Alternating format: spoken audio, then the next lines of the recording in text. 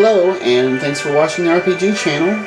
This is James, and tonight I'm going to be talking to you about Sturmovik, I believe, maybe? Sturmovik Birds of Prey for the Xbox 360.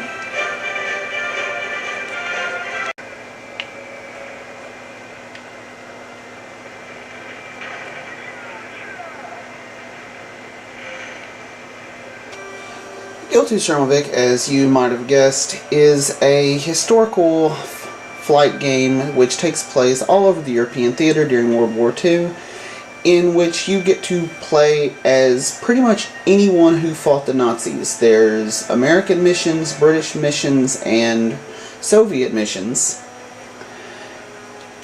And you fly airplanes appropriate to whichever nationality you're representing in missions which I'm supposing are based on actual events during World War II. I recognized a couple of them, mostly the Soviet missions, so I'm guessing the rest of the game is at least fairly historically accurate, but I wouldn't try to write a paper or anything like that. The single player game has you going through a campaign where you're playing the missions one right after another. It's very linear, and you don't really have any choice on what planes you're flying or how they're equipped or how they look or anything like that. It's just straightforward. Here's your mission, go do it.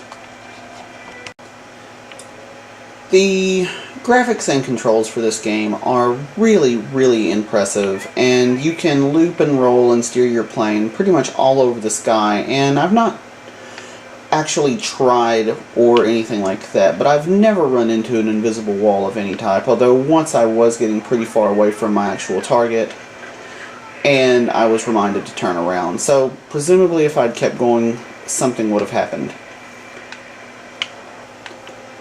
Seriously, the flying in this game is really awesome, and your plane does exactly what you at least tell it to do, if not necessarily want it to do, very smoothly, and it's extraordinarily responsive and fun, and there's just a ton of open sky for you to play around in.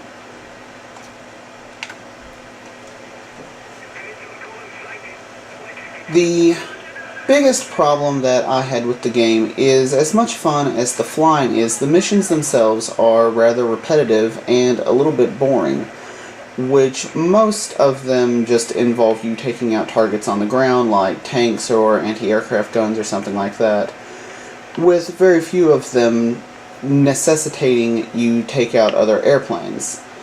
And even when you do engage in other aircraft, the computer pilots are really not that challenging.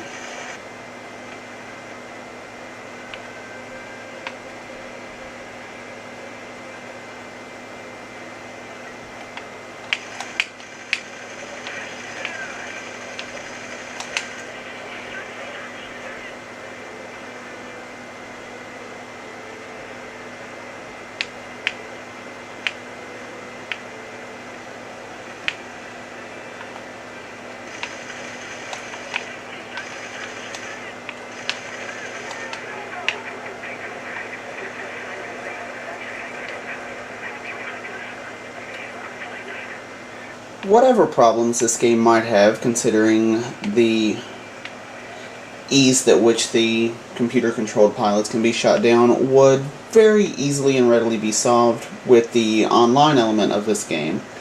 And to be completely honest, I think this game would be amazing online.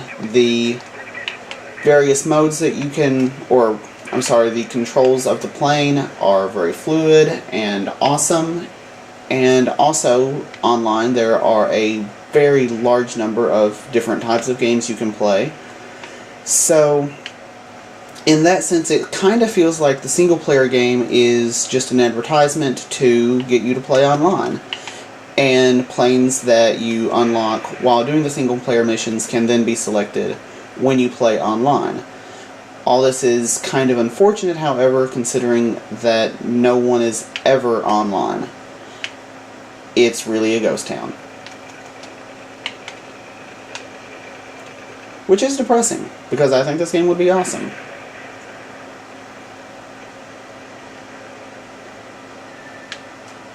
So, this has been James with the RPG channel telling you about Il to Sturmovik,